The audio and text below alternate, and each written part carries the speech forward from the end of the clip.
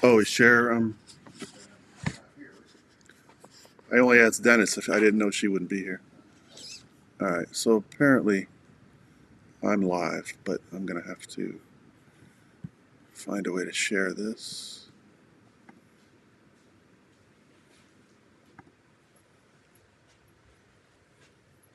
I can do that.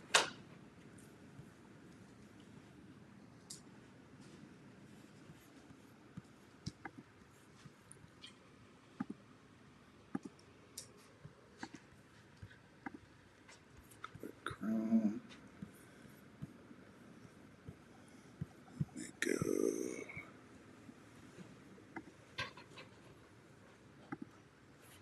Preferences. Destination.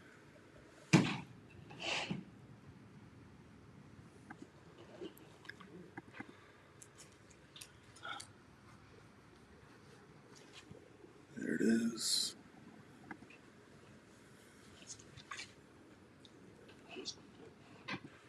Okay.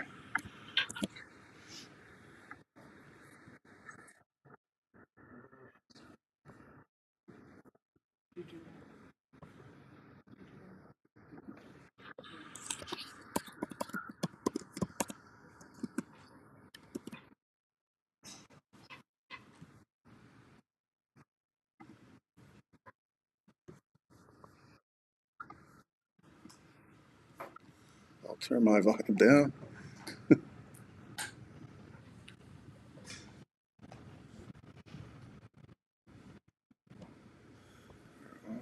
afternoon and welcome to MacMad. It's 5:30. It's time to get started. I'm Jamie Cox. We're going to be talking today about artificial intelligence. That's what was on the agenda.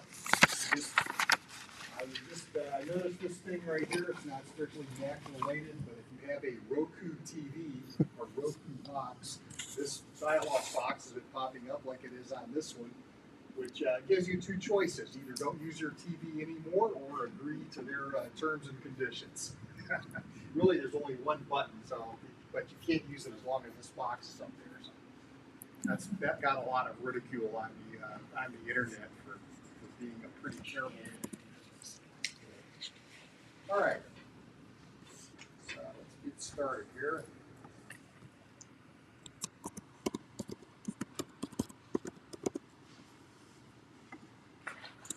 Okay, as usual, this material that you're looking at is also available online on our blog at macmad.org/blog. And this is the topic of the day here, artificial intelligence.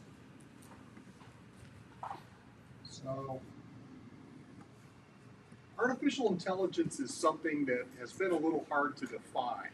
Uh, you know, 40 or 50 years ago, artificial intelligence meant, that you had a program that could play chess, for example, pretty well, and that was, where the artificial intelligence researchers were working. And that was considered to be a pretty good sign of true intelligence because, smart people play chess and it's not an easy game. And if, your program can play chess and beat people sometimes, then, it's getting pretty smart. But those were special purpose applications. That's all it did was play chess. It really, usually couldn't do anything else. When I was in college, I wrote a program that played multi-dimensional tic-tac-toe, and it was pretty good at it if you gave it enough CPU time, which was expensive back then. But that's all it could do. I know. I wrote it. I mean, it was never gonna, solve any of the world's other problems. You have a question? Anybody? Okay. So, but that's been changing. One of the next things that people said, well, if computers are really intelligent, they'll be able to understand natural language. They're able to do, respond to natural language prompts, especially be able to do natural language translation from one language to another. Well, that's a thing now. It's in your iPhone. Google Translate, Apple Translate. It works very well. But people say, well, that isn't really intelligent. It can't do a lot of the things that a child can do. Can't answer any questions or anything like that. So it's a moving target. Uh, Artificial intelligence means, a different thing depending on who you ask and when you ask it. But I think everybody would agree eventually that, that it's getting better, and that at some point it's going to seem extremely good at various things. Um, so you're already using. This is pretty small. This is actually bigger. Yeah. So there's things that are already using artificial intelligence all the time, and you may not even think of it as that. Face ID, when it unlocks your phone, that's doing a lot of intelligence. It's not just comparing like a picture of your face with, oh no, it's able to recognize your face from the side and tell if your eyes are looking at the camera, and recognize you when you're wearing different clothing or your hair's different, if you're wearing glasses, things like that. It still recognizes you. It can tell the difference usually between you and someone who looks casually like you. It's doing a lot of stuff behind the scenes, and I would say that's one of the best uses of any kind of technology, is because it just falls into the background. I don't even realize that Face ID is there, except in a rare case when my face is really partially obscured and it doesn't unlock my phone. It didn't unlock. What's wrong? And I'm like, oh yeah, it's got to see my face. And a lot of software has recognition of objects. I have a security camera. It recognizes a package has been dropped off. It recognizes a person. It recognizes a pet. Things like that. And that's that's very common now.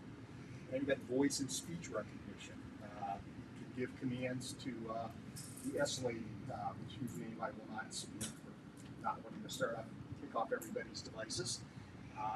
And also the A lady from Amazon that recognizes voices, can respond to commands. And then you have like the Siri suggestions. Artificial intelligence is forecasting what you're going to be doing, what you're going to need next. What's on your calendar, what did you do last week at this time, what apps are you likely to want to run, so forth. What information might you want? Do you want to see the weather app? Do you want to see, I don't know, the time to play crossword, or I don't know, whatever. It knows what your habits are, and it also knows, the habits of millions of other people in similar circumstances, and so it can make an intelligent prediction for those things. Recognition of arbitrary sounds on the HomePod can recognize if your smoke alarm is going off, and be able, send you a message accordingly. In the car, navigation apps. I think just being able to create a map on the fly. You say, I want to go to such and such an address anywhere in the country, and it comes back with a map with lines drawn on the map, tell you how to get there. That's pretty smart, and now, it'll help drive your car too. At least keep you between the white lines. And some cars, will make turns and follow the route pretty well. It's not ready for prime time yet, but it's only getting better. These things just get better over time. So you can look for any discrepancies that you see. Those will be overcome, I think, in a few years. Speech generation. This is something I came across in looking through some of the accessibility features on the Mac. And you can have your computer generate speech for you. And this is an on-device function. I'm going to give you a little demo right now of that, because I thought it was pretty neat. So, let's see what we got here.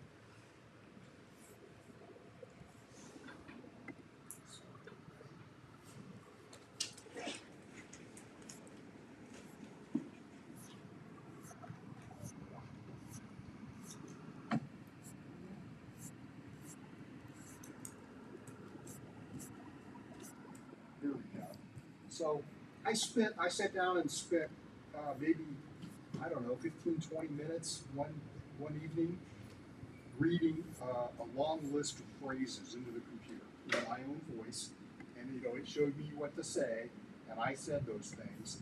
And after that training period, this computer, which is one of the new M1 Macs, relatively new, Apple Silicon, this thing spent like 2 hours thinking that over, okay, to generate a voice that talks like me. It sounds like you would talk. So it sounds like me. So let's see. We'll put in something.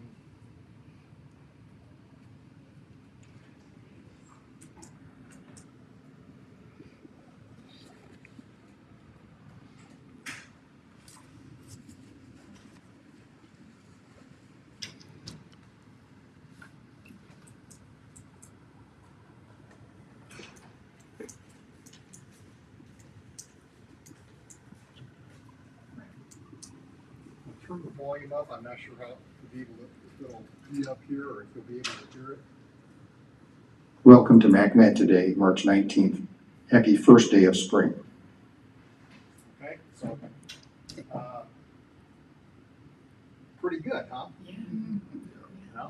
And that is intended for people who have lost or might lose the ability to speak, and to be able to have the computer speak in their own voice, would be useful. So that's what that is. But you can also have it read any text. Of course, there's also the built-in voices that can read a book to you, things like that.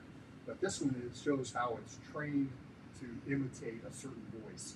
And Apple's taken a lot of care that this was all done on device. They didn't send it off to the cloud. No imitators are going to pop up out there, casting a Hollywood movie using my voice or anything, because it's only on this computer. Can you do it on older Macs? It has to be Apple Silicon. Oh wait, okay. The Apple Silicon. I was playing with that today. I called it up on my my older desktop, and it said no, kind of the Apple Silicon. So that's just another thing that's could logically be called artificial intelligence that's in our computers right now.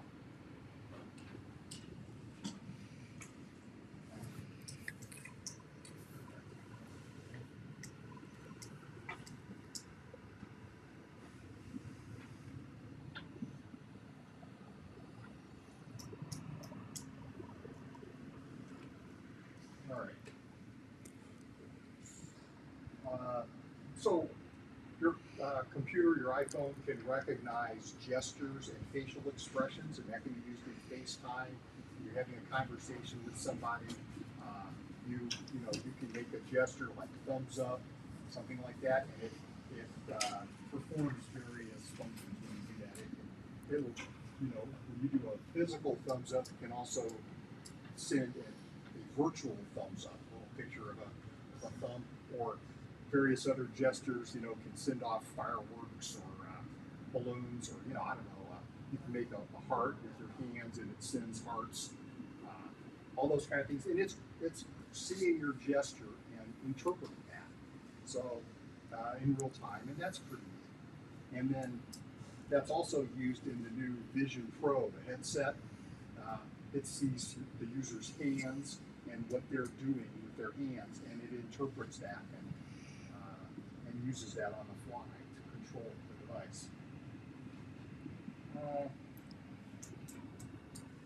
I think it's significant. If you look at the presentations that Apple's done on the new Apple Silicon for the last few years now, both the iPhone and the Mac, on the chip, the actual microprocessor, about 1/4 of the real estate on that processor is devoted to the neural engine, and that is for artificial intelligence, specifically machine learning.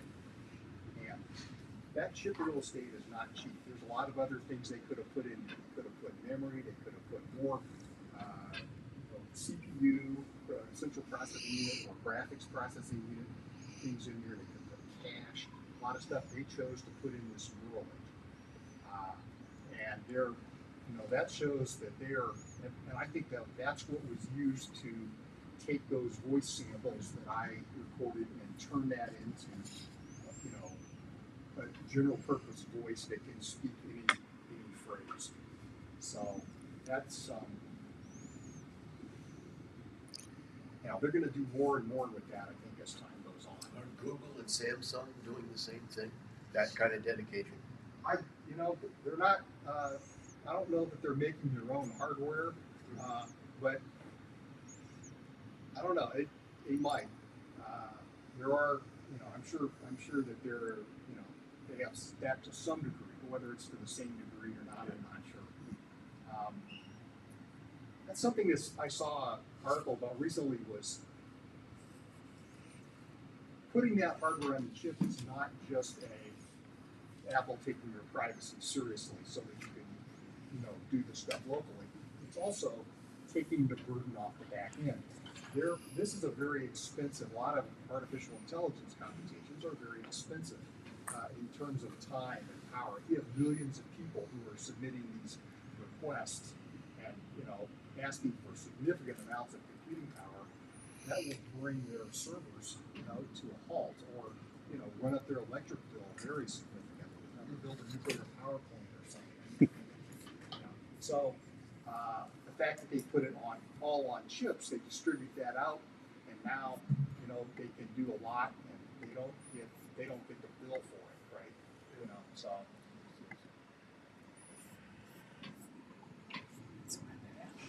So whenever you're on the internet, a lot of what you see when you browse the internet is being determined by artificial intelligence already. So there's search engine rankings. You go to search in the search engine, what comes first, what comes second, all that. That's artificial intelligence. They're trying to guess what you're most likely to click on, what's most likely to be a relevant search result, what click is likely to generate them the most money, you know, all that type of thing. YouTube, you go into YouTube, it shows you, you know, a bunch of stuff that you never asked for, but it thinks you might like, you know. Same thing with Amazon, all the products that it shows you. Same thing for Netflix, Amazon Prime, Apple TV. They're showing you these things like, oh, wouldn't you want to click on this, you know? And it's for engagement in those services. It's like, we want you to keep watching our service. We've got these things that we think you'll like, and if you keep watching those, you're not watching somebody else's service instead. You know, you're on our service, you're going to like it, you're going to keep paying for it. Whenever you are on the internet and you see these captions where it says, I'm not a robot, and, you know, find all the pictures of crosswalks or buses or something like that, you're training artificial intelligence out there to recognize those objects. What'll happen is they'll show you some of those things, and they know some of the answers, but they don't know the other answers. So they're asking you, is this a bus? You know, and you know, so then they ask thousands or millions of other people, and they get a pretty strong idea. You know, so it's training for the algorithm. They go, okay, this is the artificial intelligence. It learns from all that. Can we go back a second to what you were just talking about with those search engines and rankings? What about objectivity? We know that there are algorithms involved, and we know that some algorithms are better and worse, or some are worse than others. How does Apple fit into that index? You know, I really don't know. I don't have any. They don't tell me what their algorithms are. That's kind of a secret, right? Yeah. Well, I mean, what would you say would be a good 2 or 3 search engines to have on my computer so that I can find? We know that we're so confused about information we get. Well, DuckDuckGo is a privacy-focused privacy and security-focused search engine, and I think they claim that they won't accept money for rankings or anything like that. They seem to be. I use that; it seems to work pretty well. I'm sure there are others. Anybody else? I use Brave occasionally. There's, you know, that's right. Microsoft has a search engine also, but of course that's, you know, That's their own algorithm. You've got to have an algorithm, but the question is, do they build anything in there that you don't like? You know,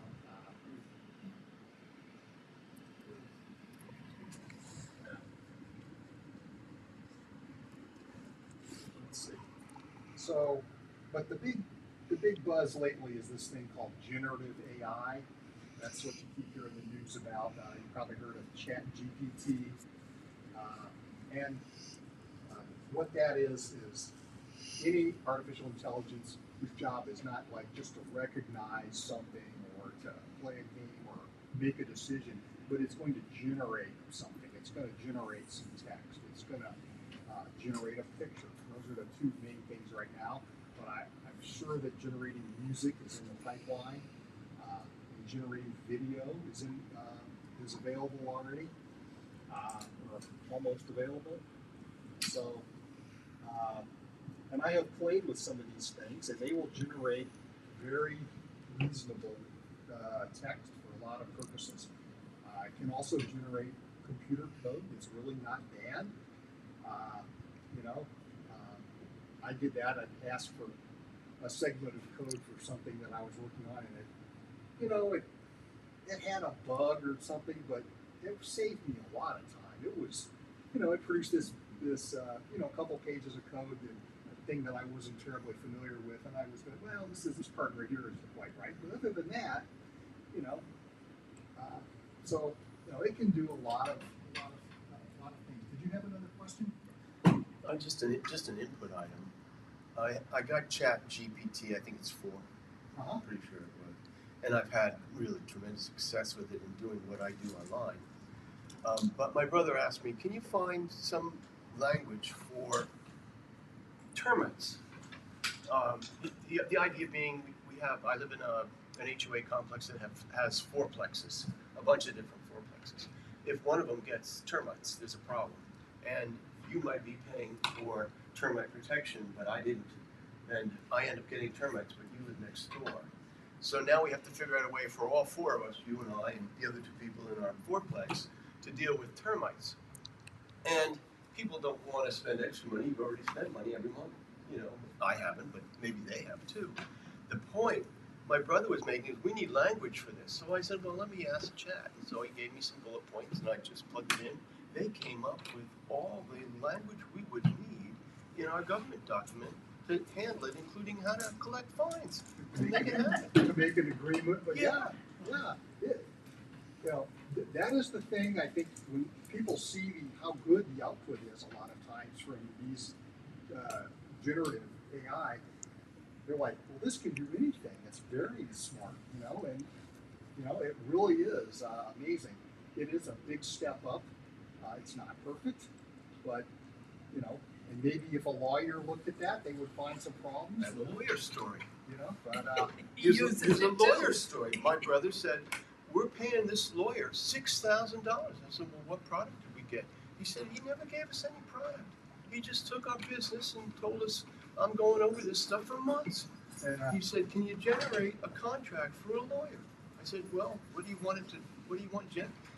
Before I knew it, and we're talking less than 5 minutes, I plug the question in, and we get 2 pages of lawyer contracts so that you're the lawyer, I give you this, you sign it, we're not going to have to pay you unless we get a product back. And that's a huge savings instantly. Sure. I'm very impressed with these things. And, well, you can see, that it's coming to, and I'll get to that in a minute, that lawyer might be out of a job because this thing can write the contract faster than you can. And, it's just a matter of it being good, So, there's a lot of people's jobs are going to be threatened by this. Exactly. Sure. I don't know if there's any ministers in here, but I attended a church service where the minister was explaining AI. That was part of the topic. And at the end of the sermon said this entire sermon was written by AI. Didn't tell us that until the end. You had no idea, except that it saved her a day or 2 of research. Yeah. Yeah, absolutely. because AI wrote the sermon. I could have done So- it for this. I didn't, but I did have it generate some pictures, which we already showed you one of them. So It was- yeah, those are very good stories, and I think people around the world are hearing these kind of stories now. So it's very interesting. I think the question I had when I started hearing about this stuff was, well, how can I try this out? Because it wasn't particularly easy to get started, playing with ChatGPT or something like that. You had to get an API code or something like that. And so I've tried to make a list here with these are clickable links if you're on the web page, of things that were easy to use and to try it out. So there's something called Claude.ai. You have to create an account, but it lets you play with it at least a little bit for free. Microsoft turns out to be one of the better things to play with. Microsoft Bing, if you go to bing.com and you click on Copilot, you're in the AI section, and you can play with it in there. Be aware that Microsoft Designer, which is part of that, is for generating images. Okay, Copilot I think is strictly text, but then you click on Designer and then you're creating images. You can also get the Copilot app for your iPhone. We'll try to do a demo of that in a few minutes. A couple of these things. Google's product is called Gemini, and you can get to that. And all these things have, a web interface to a chatbot of some sort. Let's see. Does anybody here have SetApp? You don't know what that is? It's a program for your Mac that lets you. It's like a subscription service, but it enables an array of different apps. It's like I think it's $10 a month. And anyway, if you have that, you get Typing Mind is one of the apps that's in there, or you can just buy it on the App Store. There's also this Photos Revive app, which does photo colorization, which I think is also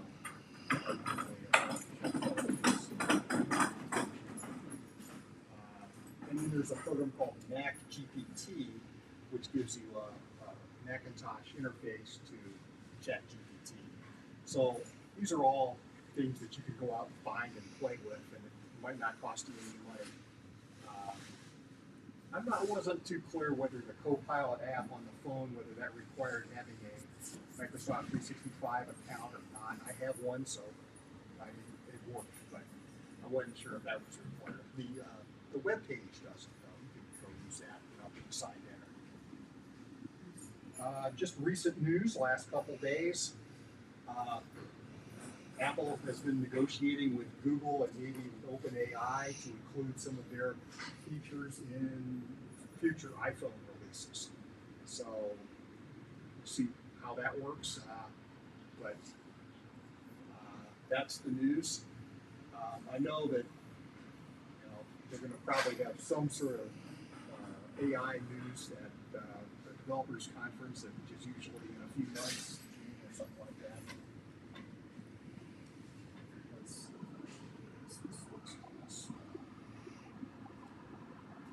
So this was an example. I went in. I went to MacGPT, which is really just using ChatGPT, and I asked it, what uses of artificial intelligence might people not know about? And poof, well, it came up with this list. It says personalized medicine, fraud detection, precision agriculture, smart assistants, autonomous vehicles, cybersecurity, content creation. So AI can generate content such as articles, music, and artwork, assisting creators in brainstorming ideas and increasing productivity, energy management, blah, blah, blah. So, and this was very nice, nicely written. I mean, this could have been my speech, That it could have come from something like that. Very good. So, I have a question. yeah, question. As far as the consumer is concerned, and now that you just mentioned about what uses this AI have, I wanna buy a vehicle.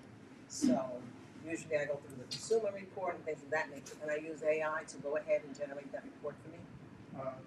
A report about what Purchasing a vehicle, in particular?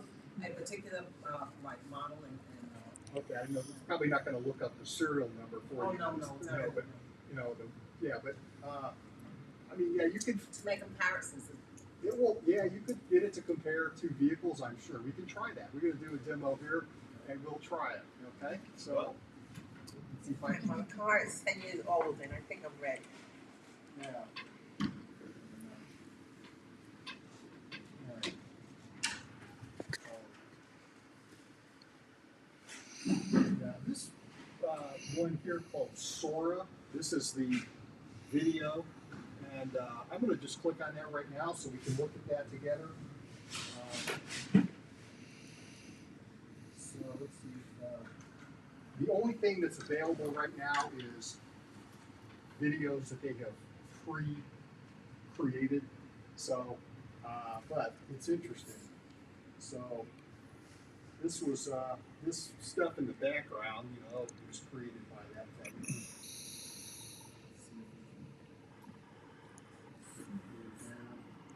Here we go. So pause this for a second. So if you can't read it, it says, let's see, a stylish woman walks down a Tokyo street filled with warm, glowing neon and animated city signage. She wears a black leather jacket, a long red dress, and black boots. The street is reflective, and there's a lot of people around. It goes on with a fairly descriptive prompt. But then it produced, the machine produced this video. No actors were there, no cameras. They didn't go to Tokyo. No Oscars. Right. But it was, it produced this video.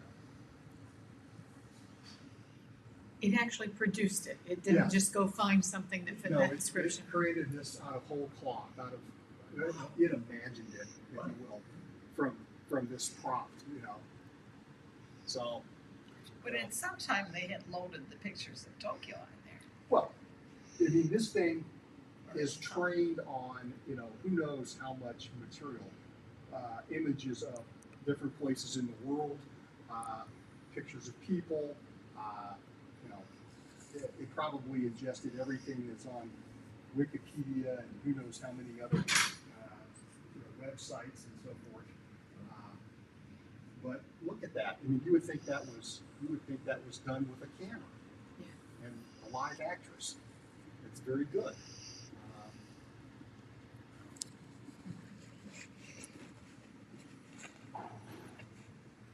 One of the things that artificial intelligence has trouble with sometimes is humans. With hands or legs or something, they'll show people that have the wrong number of fingers or the wrong number of knees, or something like that will be weird in the picture. But here's something like you were saying. Did they have pre-existing pictures? Well, here they asked for a video of woolly mammoths. Well, there really aren't any videos of woolly mammoths, but this thing went ahead and created one.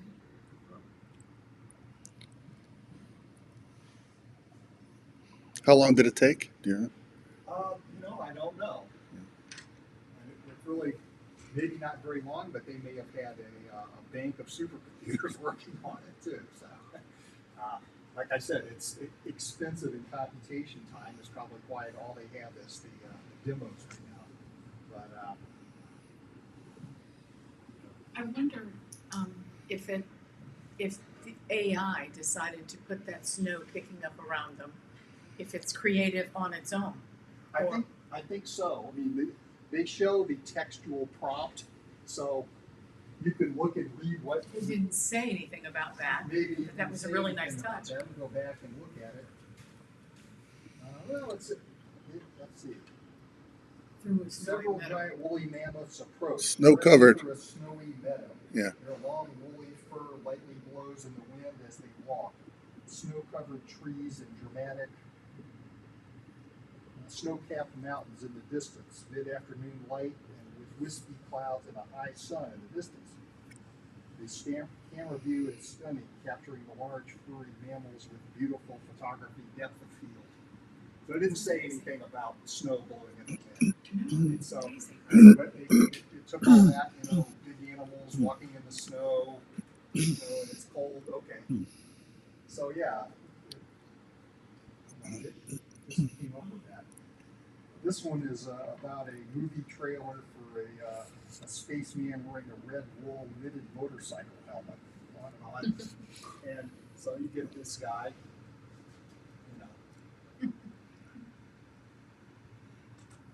The answer is no car.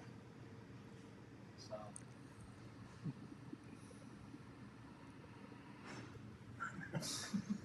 And, again, they've asked for something that probably nobody has ever taken a picture of anybody wearing a red woolen motorcycle helmet.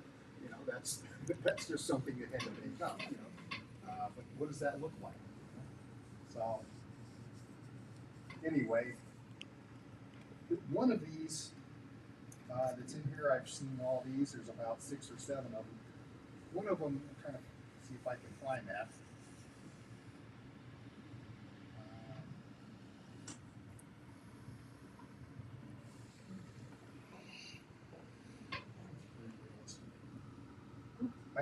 I don't know if it was this collection, but somewhere there was one where they asked the program to generate some pups, dogs or wolves playing, and you could see in there that the number of puppies was changing dynamically. So you had like 3 puppies are playing, and all of a sudden there's 4, and one just kind of appeared out of the group, magically or something. So again, there's a lack of understanding about the number of things, how many legs and arms, and even how many individuals, there are in the scene. So it's kind of weird. There can be errors, but otherwise it looked really good. So,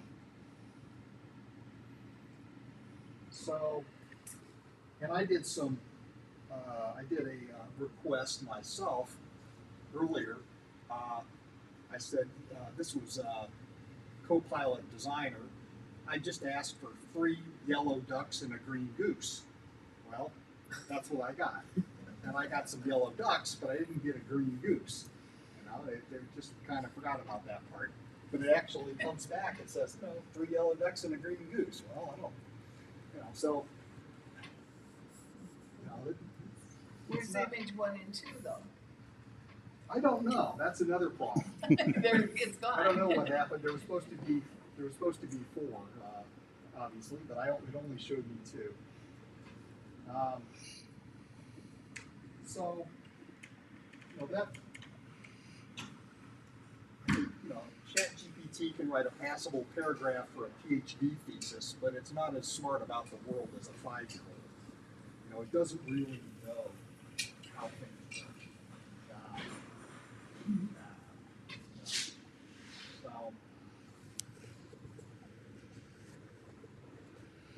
And one theory that's out there is that in order to develop, what artificial general intelligence, which would be intelligence comparable to that of a human on all subject matters, it would have to be in a robot, where that robot can do the same thing a child does: experience the world, play with things, pick things up, look at them, all that kind of stuff, to ever learn experientially. If you stop and think about everything that you know, you're completely familiar with so many things. If I get something out of my pocket, you know what this is, what it's for, how it's likely to move, all that stuff, and that's that might be something that you just have to learn by living in the world, is that kind of thing. So there have been some headlines, that artificial intelligence is a threat to humanity. By the way, this robot was drawn by Microsoft Designer. It was easy enough. I asked for a malevolent robot, and I was happy. I got the red eyes, and it looks bad for them. So, um, I think the makers of the Terminator might have a problem with. yeah, it looks an awful lot like the Terminator robot, but not exactly. You know? They were not the first one to have a robot with red eyes. Goes back to the Cylons at least. Oh yeah. But so the question is, is that right, or do we have to watch out for our new robot overlords? Are they going to take over the world or something? I think we should be careful with this, but I don't think we should worry about artificial intelligence itself. It's more about how it's used by humans. Right now, we're already kind of pushing those boundaries a little bit. Some of those, you're worried about the privacy of the search engines and things like that. And, Jeff Bezos is making billions of dollars, and, a lot of people are out of jobs at the same time. Is that right? But I think a lot of our fear of alien or artificial intelligence is that we're afraid that they're going to be too much like humans. If they're like humans, then they have greed and lust and fear and the survival instinct, and they're going to be mean sometimes. But artificial intelligence is not likely to have those characteristics unless we stupidly give them that. But we're using people to create it, so it's learning people things. That's something that those things are not learned. You're born with an amygdala in the reptile brain, and that is the part that is responsible for, your fear of death or injury and your, raw emotions kind of thing.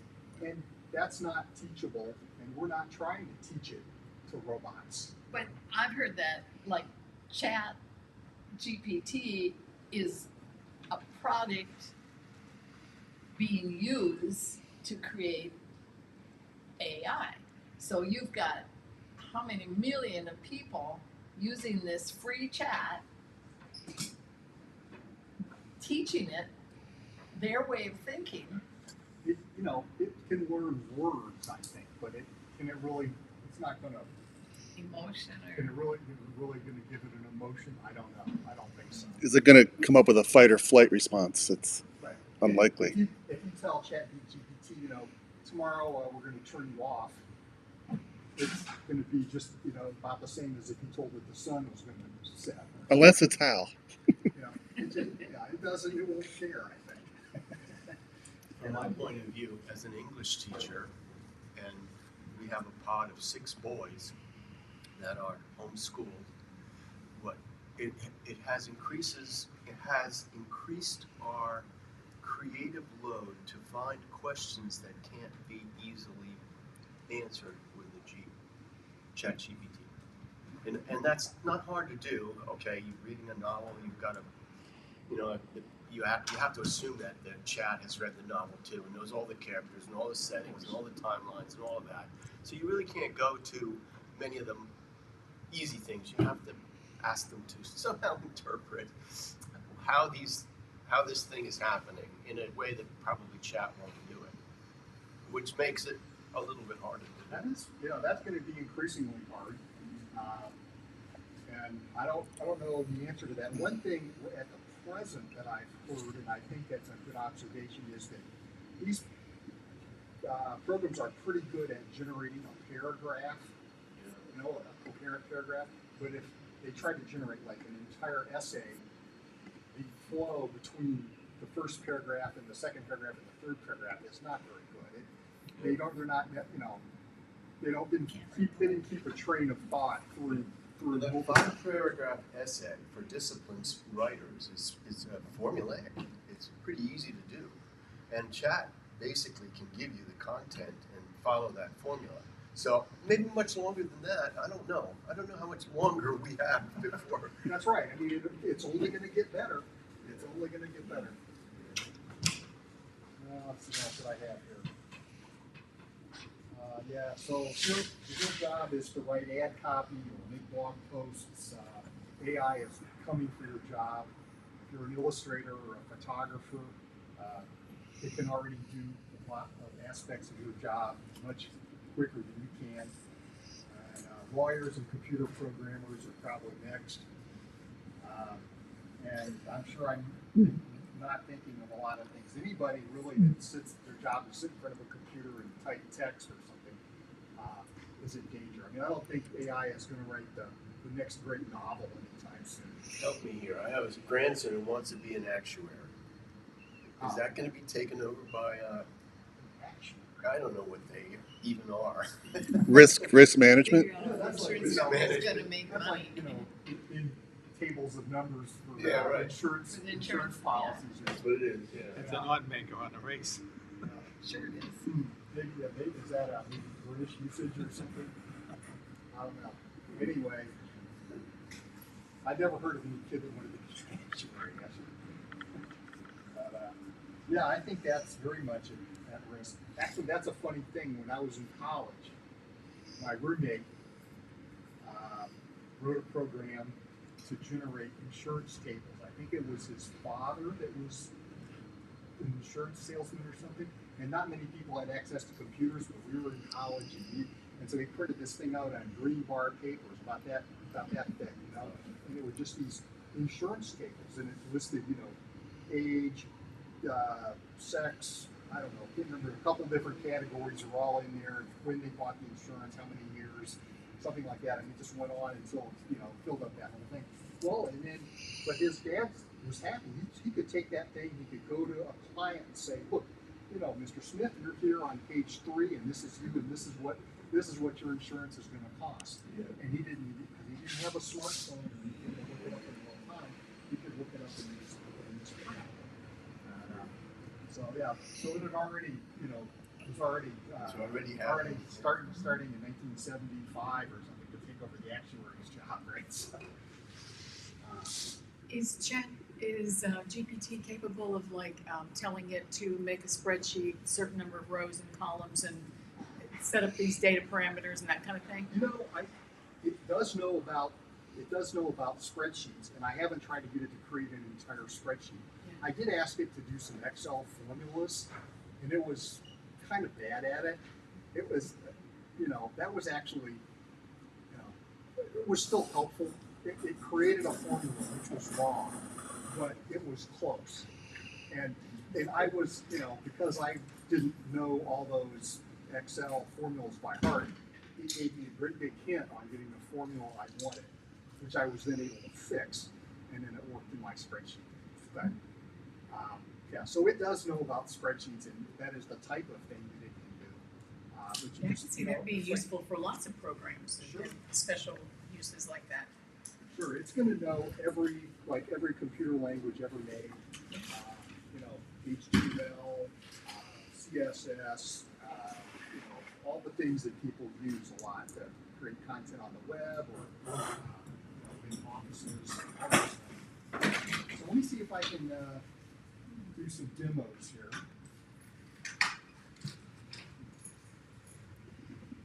All right, let's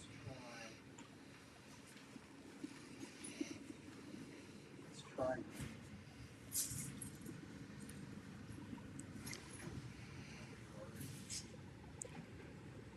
Okay, so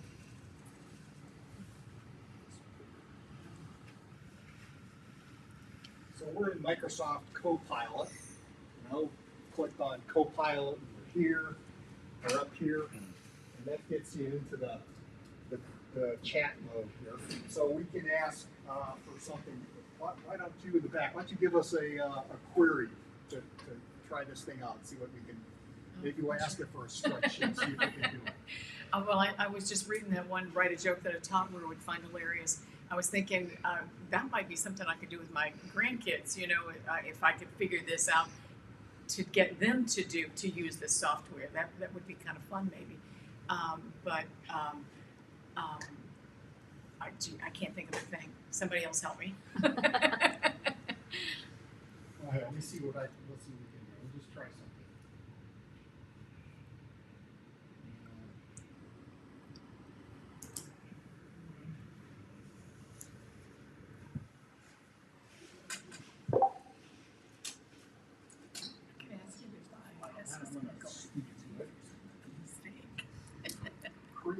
loan What are my amortization chances? spreadsheet.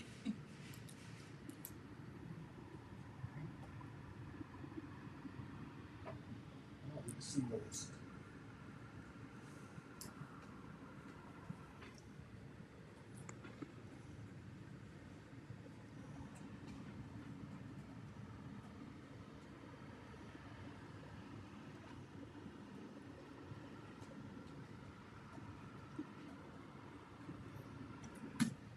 Okay. Create a spreadsheet for loan amortization. All right, certainly. Microsoft Excel, mortgage calculator spreadsheet. You can download the link.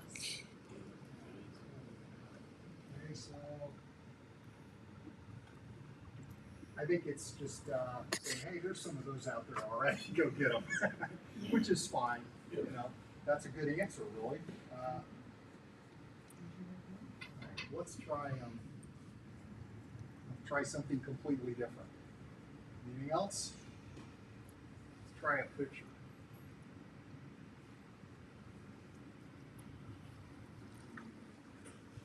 Let's see. Mushrooms. I Okay. want to know about mushrooms. I want to know their parts and all of that stuff. And I want to know different kinds and where they might be found. All right. All right. You want pictures or you want the text? Pictures would be nice, but text would be good too. All right. You know, a picture with text to label parts would be excellent. Where generic I can get.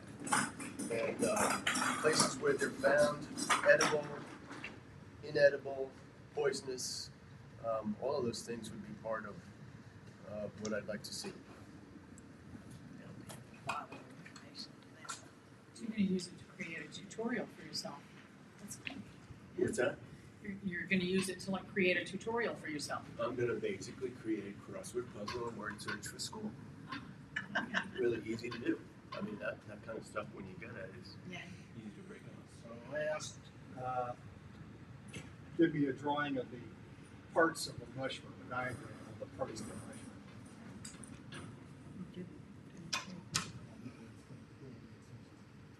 It can be a little slow. I mean, millions of people are hammering on these things. It's definitely. Well,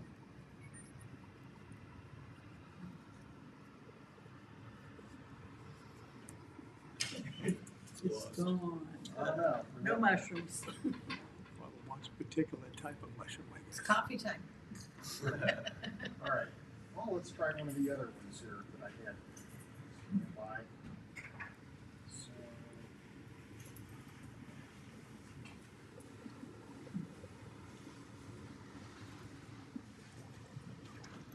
okay.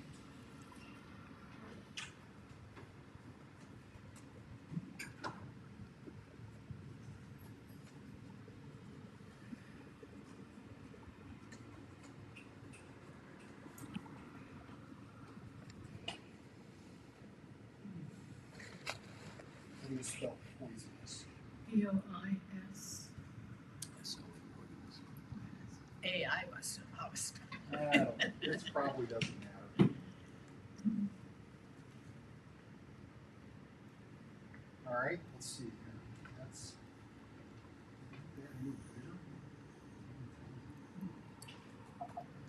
all right. So it says start with mushroom identification. Use a field guide. Consult reliable sources. I think that's good advice. Yeah, that's good. Well, it didn't just tell you. Let's see.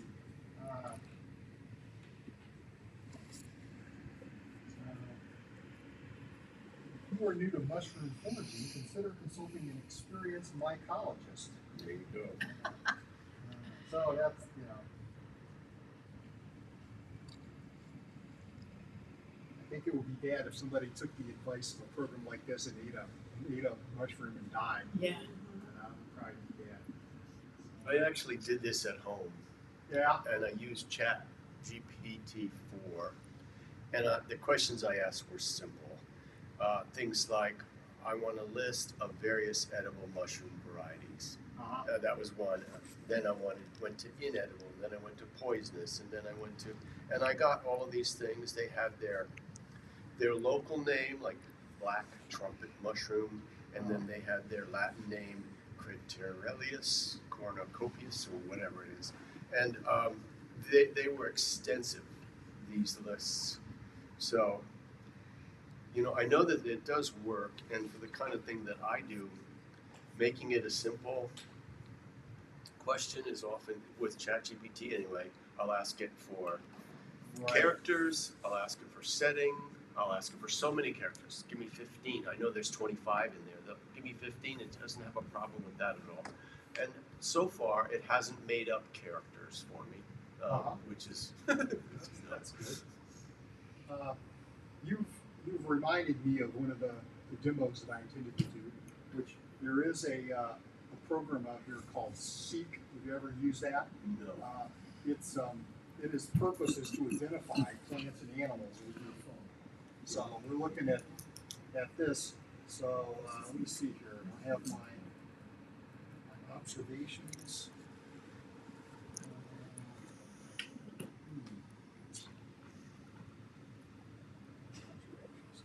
So earlier,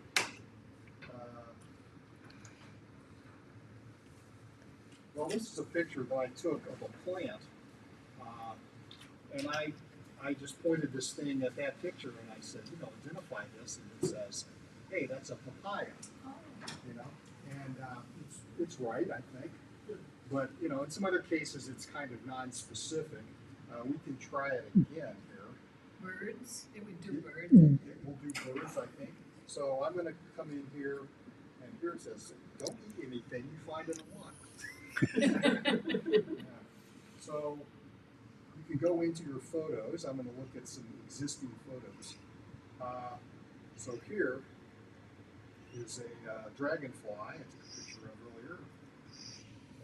It's a regal darner. Okay. So I'm just going to, I think I already did this once. That's why I had that in there. Let's see. I think I had some other ones we can try. Here, I haven't ever shown it this picture, but it does know they're birds. I have a couple of doves sitting on a porch railing. It says birds, So it's recognizing things pretty well. Let's see if it knows what this tree is. Not very specific, right? It's a dicot. Well, that's what half the trees out there. But still, if you get a picture of the leaf up close or the flower or something, it's more likely to identify it. So this is a good program if you're running around looking at different kind of Wikipedia on steroids. Is that an app that you've downloaded? It's an iPhone app, and the name of the app is Seek, and there is its icon. Yep. Okay, and I'm going to try the Microsoft Copilot app is also on my phone here, so I'm going to try that.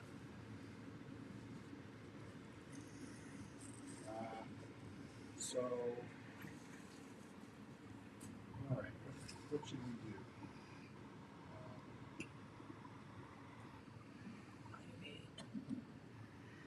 Make a diagram of the parts of a mushroom.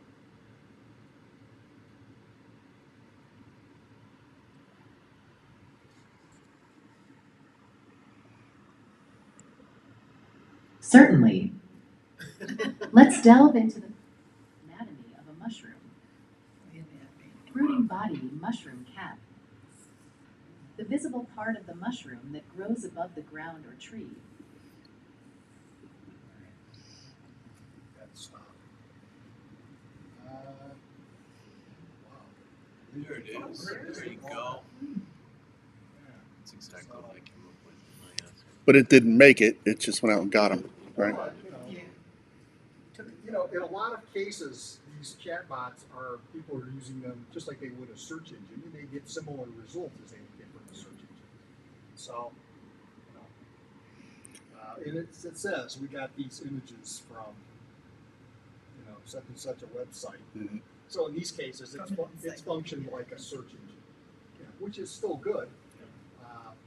But it also like had produced this big summary, which was probably more information than you would have gotten from a search engine. All right. So What are you getting? What are you getting for all those? The difference between the free and the paid. What's the added value to go for the paid? Well, usually it's more usage. Sometimes it's the next level up, so you get ChatGPT version 4 instead of ChatGPT version 3. Or it'll tell you if you sorry you're out of credits. You need to buy some more usage time. That kind of thing. So these are there's a little bit of stuff that you can go out there for free and get some idea of what these things can do. But then ultimately they want you to pay. And I think that they're spending a lot of money to keep the lights on in the server farm for this stuff. I think that's the only difference. I had an earlier version and it told me I'd run out of searches. So I got some the money 4 and I got more searches. Did you have to pay for it? 4 you had to pay for $59 or something like that a year. It's not bad. Yeah, I don't think that was bad. Let's see. Are there any other Macintosh or iPhone topics that we should cover? Any news lately that you're aware of? Anything like that? No, I don't buy a new iPad because they're about to come out with new ones. So Really? yeah. So then the old ones won't work? No, They won't. it just if you want the newest and the best, wait a few weeks. They should have new ones If you buy out. a new one now, you'd probably be disappointed that the better one came out a few weeks later. Right, but Yeah. yours is still going to work for 10 years. Oh yeah, oh yeah. Well, they quit working. Eventually. Yeah. They quit supporting them. Can't update them anymore. Yeah. So, any other general questions we can help you with today? I replaced the desktop with an iPad because of location and travel and everything. And bought not an Apple keyboard. I think that was a big mistake, but has anyone else experienced that?